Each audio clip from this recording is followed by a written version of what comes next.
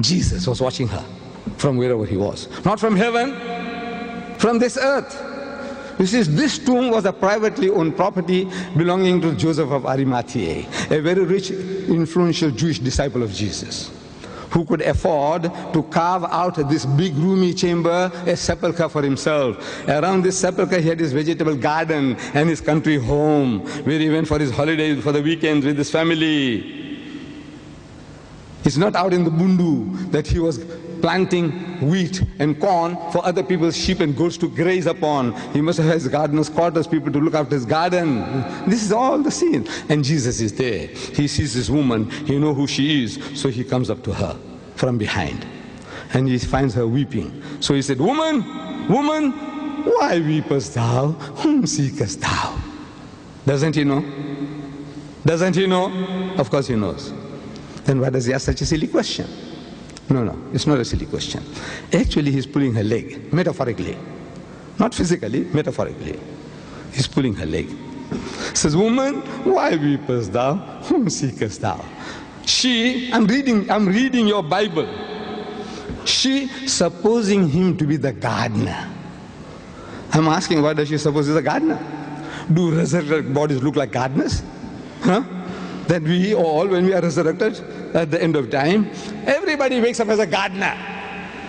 So the wife doesn't know that whether this is a husband or father or grandfather, everybody is a gardener. Her son, she doesn't know who's who. Is that how it is?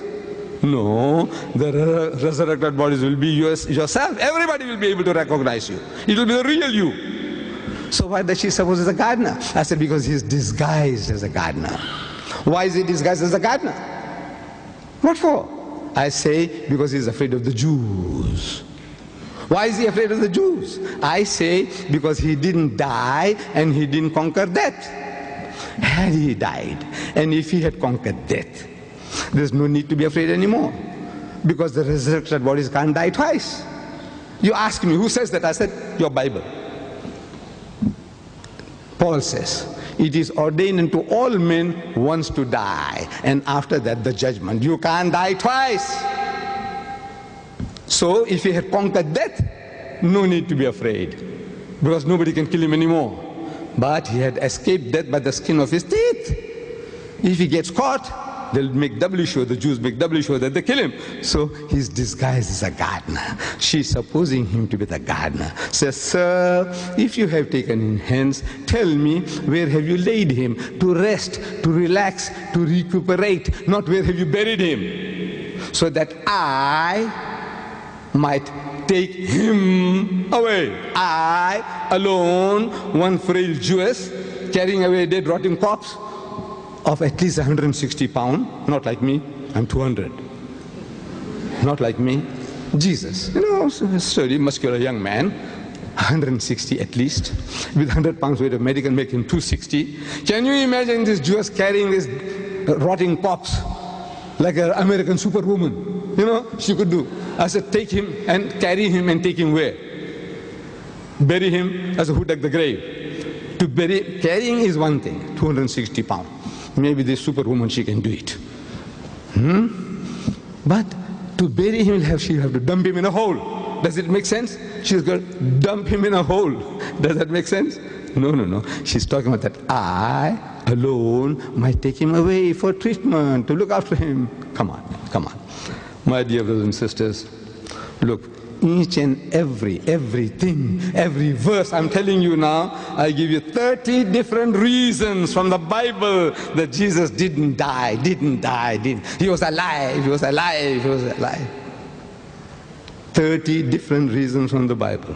I have written a book called Crucifixion or Crucifixion. I don't know whether it's available in this country, but you write to me, you should get it. Or in my volume 2 of the choice, you should get it. I can see the enthusiasm among my Christian brethren. I would rather give them the chance to ask questions. And there are 2 mics available. There's one on this end and on this other end. I want people to queue up, and then we will ask one at a time, one to the right, one to the left, one to the right, one to the left. But give our Christian brothers a preference, that's all. You Muslims also have a right to ask questions, but give our Christian brethren a preference to ask questions first. message. Thank you.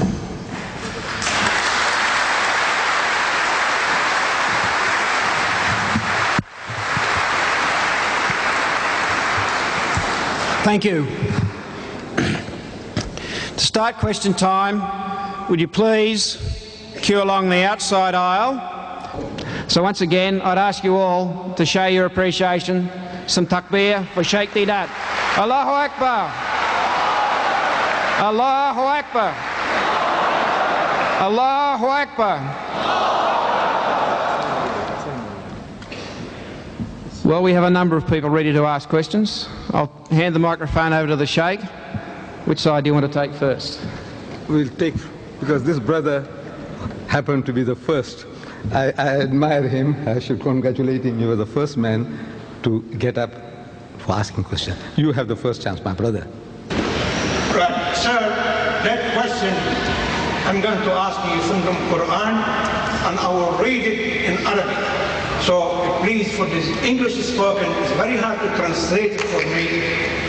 If anybody, he can translate it, all by me, after my reading, go ahead. My brother, I make it easy for you. I make it easy for you. I gave you the Quran already.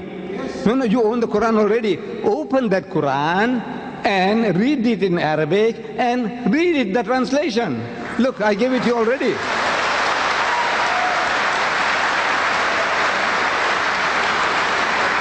Be fair. Look, I give you time. I give you a chance. I give you a chance.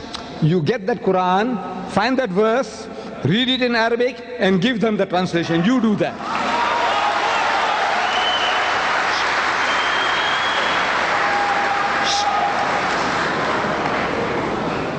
Yes, my brother.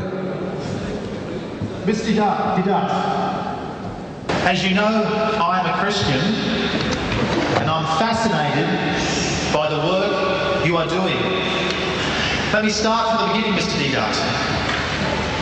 In your Afrikaans Quran, the one written and printed and revised recently by you